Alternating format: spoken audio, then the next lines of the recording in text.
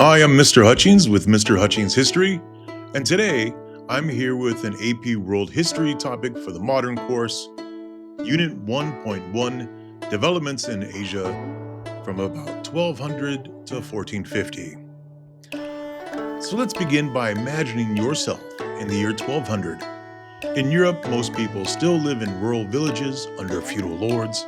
In West Africa, caravans of camels trek across the Sahara carrying salt and gold. In the Americas, great cities like Cahokia and Tenochtitlan are rising. But in East Asia, in the Song Dynasty of China, the world looks different. Here, vast cities hum with markets. Artisans craft porcelain so fine it will one day be coveted across Europe. And farmers harvest not once but twice a year thanks to a new strain of rice. Scholars debate Confucian ethics while Buddhist monks meditate in mountain temples. And all of this is supported by one of the most sophisticated systems of government the world had yet seen. Today, we're going to explore developments in East Asia from 1200 to 1450, a period that demonstrates how governance, economy, and culture can intertwine to make one region the center of the global tapestry. To understand this era, we need to look backward. China had seen dynasties rise and fall for over 1,000 years. The Qin dynasty lasted 221 to 207 BCE, first unified the empire under centralized bureaucracy. The Han dynasty, from 206 to BCE to 220 CE, expanded Chinese territory and established the Confucian civil service exam. Centuries later, the Tang dynasty, from 618 to 907 CE, oversaw a golden age of cosmopolitan trade along the Silk Roads. But by the 9th century, Buddhism's popularity clashed with Confucian elites. Regional rebellions erupted, and the Tang collapsed. What followed was fragmentation. Smaller states like the Liao and Tangut empires rose in the north and west, while the Chinese heartland struggled for unity. Into this world came the Song Dynasty, which began in 960 and lasted until 1279. By 1200, the Song had reunified much of China and created a state that, though militarily weaker than its predecessor, was economically, culturally, and intellectually unmatched. This matters for AP World because East Asia in 1200 was not isolated.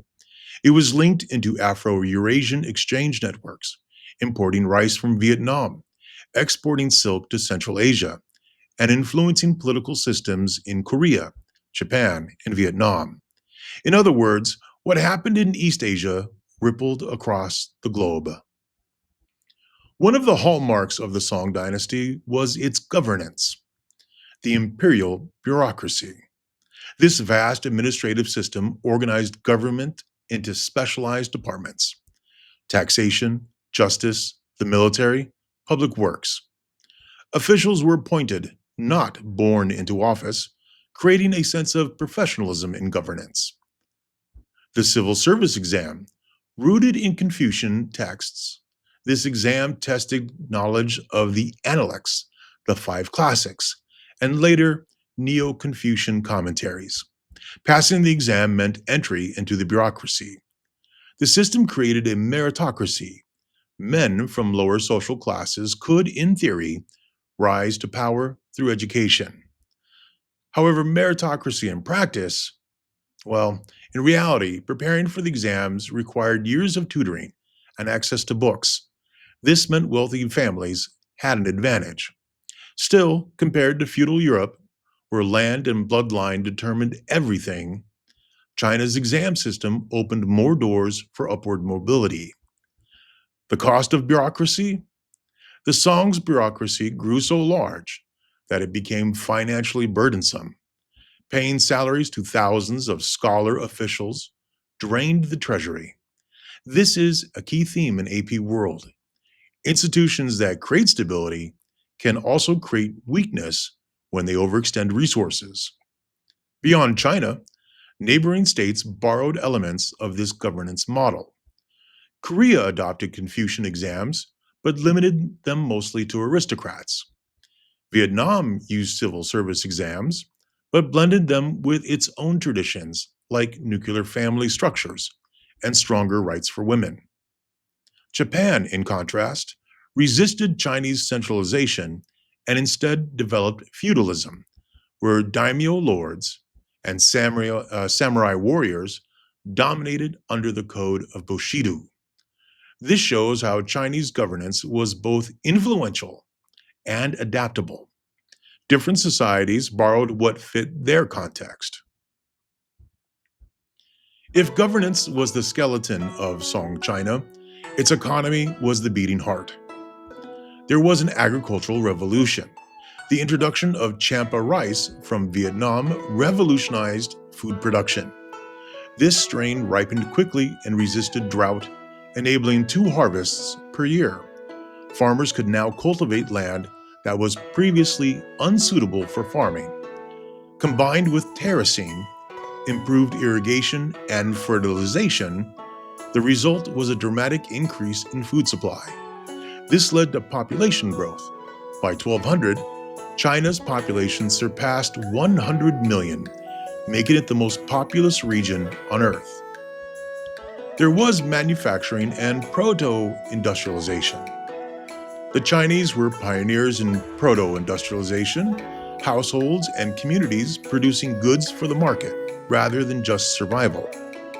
Advances in mining and metallurgy led to widespread use of coal and iron. Steel production supported infrastructures like bridges, tools, and weapons. Artisans crafted luxury goods, silk, porcelain, and steel, that became key exports. There was trade and commercialization. The Grand Canal stretched over 1,000 miles, connecting northern and southern China, enabling cheap, efficient transport of grain and goods. Naval technology, including the compass and advanced shipbuilding, allowed Chinese merchants to dominate maritime trade in the South China Sea. The economy became more commercialized. Production shifted from local subsistence to market-oriented goods. Workers were sometimes paid by the government for massive public works, fueling urban growth. Imagine walking through Hangzhou, the Song capital. Markets filled with spices, textiles, and ceramics. Riverbanks crowded with junks and sampans ready for trade. Merchants calculated transactions using paper money, a Song invention that represented a radical shift from bartering or coins. This economic dynamism explained why Song China was the richest society of its time, and why other regions looked east for inspiration. Song prosperity wasn't just material, it was also intellectual and spiritual. There's Buddhism in China. Buddhism had entered via the Silk Roads centuries earlier. By 1200, it had taken several forms. Theravada, emphasizing personal discipline. Mahayana, focused on universal salvation. And Tibetan Buddhism, which emphasized intellectual rigor. And Shen, or Zen Buddhism, emerged as a uniquely Chinese blend of Buddhist meditation and Taoist simplicity. It emphasized mindfulness and simplicity, influencing art, poetry, and gardens. Let's take a look now at Confucianism and Neo-Confucianism. Let's examine Confucian values. Filial piety, duty to rulers, and social harmony remain central.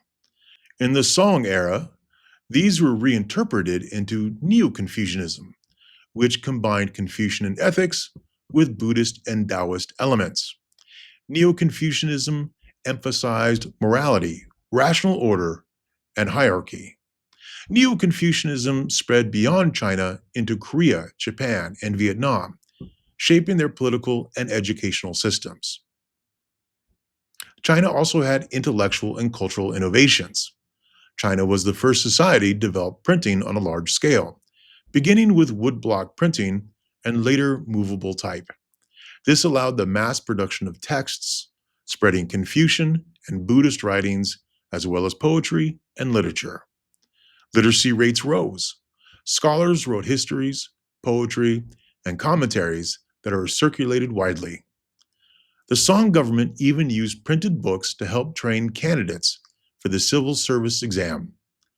This combination of spiritual diversity, Confucian ethics, and technological innovation created a vibrant cultural life that influenced the wider world. Song society was hierarchical but complex. At the top was the scholar gentry, educated men who passed exams and held government positions. This class became more influential than aristocrats, marking a social shift where education trumped noble lineage. Farmers, artisans, and merchants followed. Farmers were respected for producing food, artisans respected for their skills. But merchants, despite their wealth, were often looked down upon as profiteers. Urbanization accelerated. Song China became the most urbanized society in the world, with cities like Kaifeng and Hangzhou bustling with hundreds of thousands of people. Women had roles, but patriarchy deepened. Elite women saw their mobility restricted through the practice of foot binding, which began among the wealthy as a symbol of beauty and status. A bound foot indicated that a woman did not need to work. Her husband's wealth supported her, but it also physically limited her freedom. Still, women in lower classes often worked in agriculture or trade. And in Vietnam, influenced by China but not controlled by it, women enjoyed more independence, resisting practices like polygyny. This contrast reveals an important AP skill: continuity and change.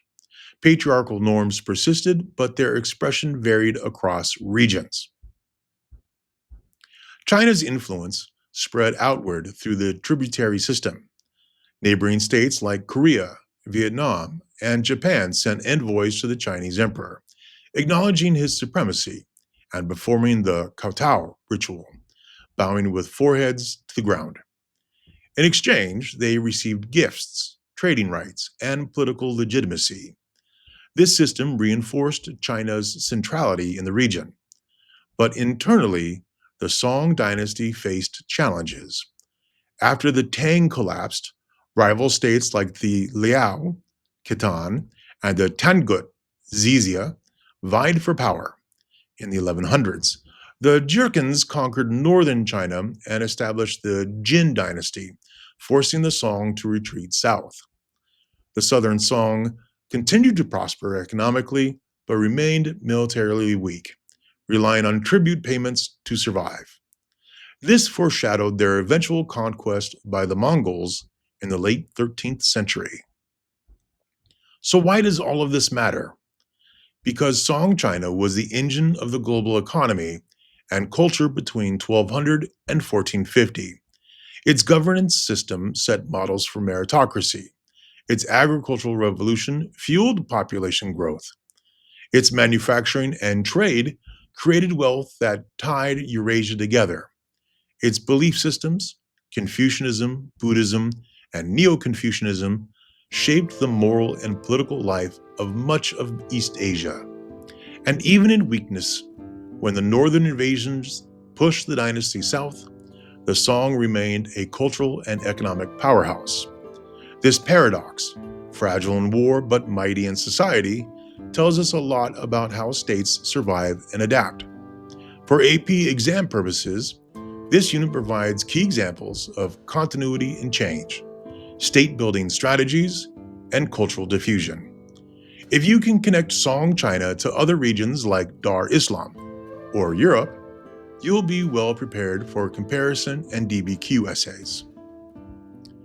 In short, between 1200 and 1450, East Asia was not just part of the global tapestry, it was one of the most important threads. Thanks for joining me on this deep dive into Song China and its neighbors. In our next lecture, we'll travel westward to Dar al-Islam, where the Islamic world became a hub of trade, science, and cultural exchange. Until then, remember, stay curious because history matters.